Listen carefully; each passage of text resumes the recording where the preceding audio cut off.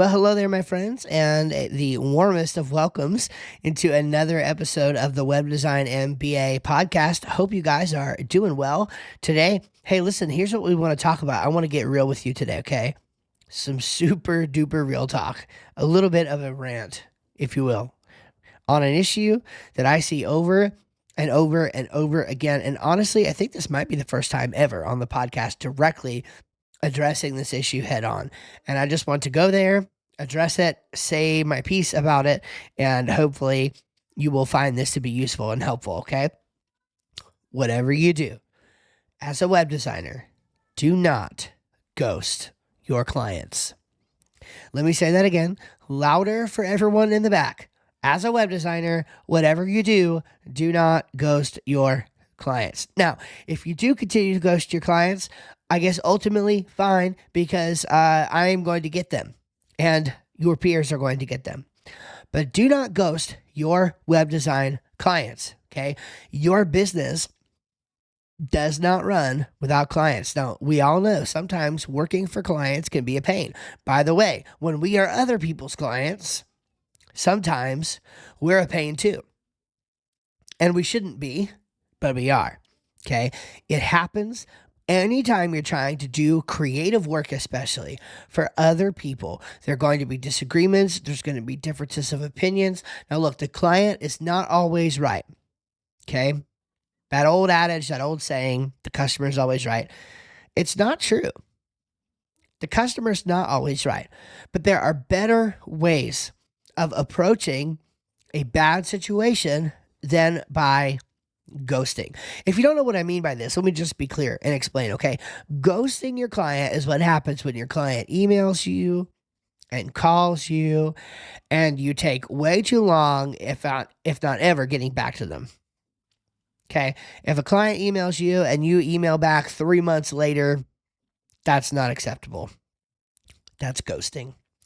You need to let your clients know that you're in control of the situation, that you're communicating with them, that you're not going to fall off the map, that you're going to make it easy, frankly, for them to do what they need to do, even if that means switching to another provider. You want to be accommodating and helpful to the extent you possibly can. So one of the things that happens is that clients get unrealistic about price sometimes.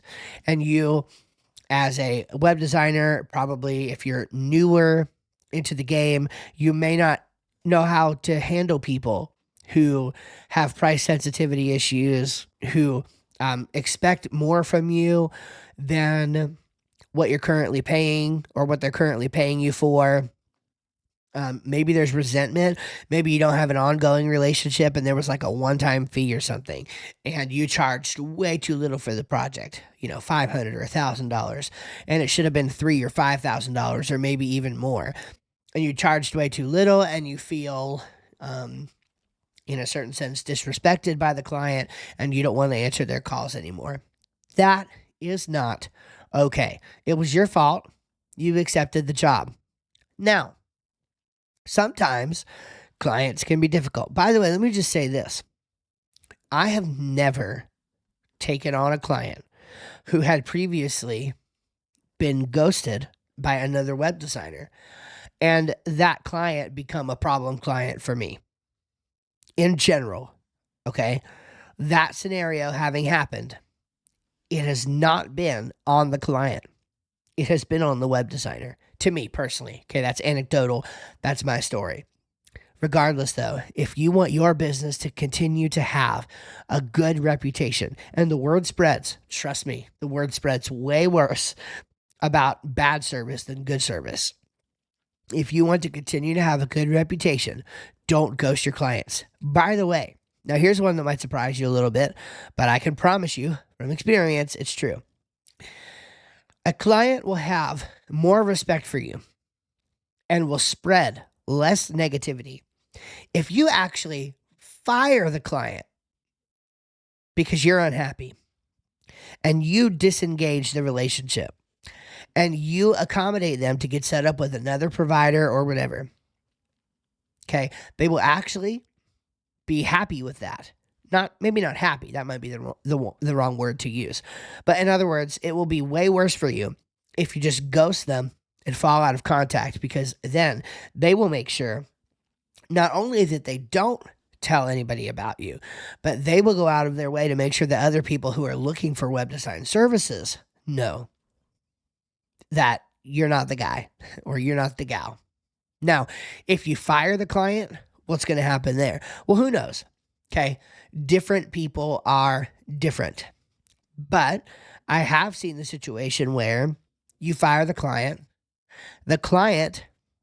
actually ends up referring you to somebody else because they say, you know what? Well, we weren't a really good fit, but they did great work and they never stopped communicating, and they'll refer you along.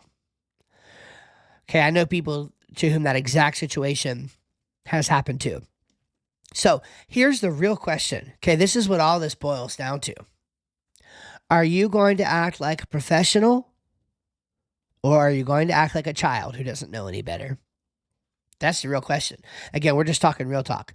If you're going to act like a professional, you deal with problem clients like a professional. You stay professional. You don't get angry with them. Look, I've had clients where I've had to involve lawyers before. At no point was I angry with them. I stayed professional. I handled that situation, and they went on to do more business with me. Okay?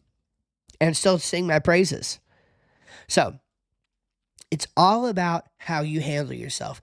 You can't control how a client acts or reacts in a situation, but you can control how you act and react in a situation. And I can guarantee you, the worst thing just about that you can do is to ghost a client, leave a client hanging, stop answering the phone, stop answering your emails.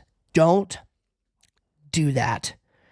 Professionally handle the situation, confront the client, let them know what's not working in the relationship, set boundaries, fire them if necessary. If you have questions about any one of those little nuances, like specific questions, feel free to drop them in the YouTube comments, because I love to interact. It's hard to talk in generalities. I love to interact with a specific scenario or a specific question that you have related to that, because I know not all scenarios are created equally, okay? But what you can and should always do is keep in communication and act professionally. Do not ghost your clients, okay? That's all I have for you today. Pretty simple message, pretty hard message, but one that you need to let sink in, okay?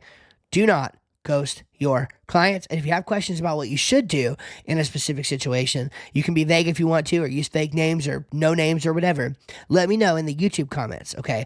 Go to this episode, find it on YouTube, and go there in the comments and let me know the situation so that I can address it in an upcoming episode, okay? I hope this helps you or encourages you or motivates you. If you're thinking about ghosting a client, do not do it. Handle the situation professionally. And if you want help with that, go to webdesignmba.com and I'd be happy to help you. All right. God bless. Happy Thanksgiving if you're here in the U.S. We will not have an episode next week in honor and remembrance of Thanksgiving, and we'll be back with you on the 5th, I think, of November. All right. You guys take care.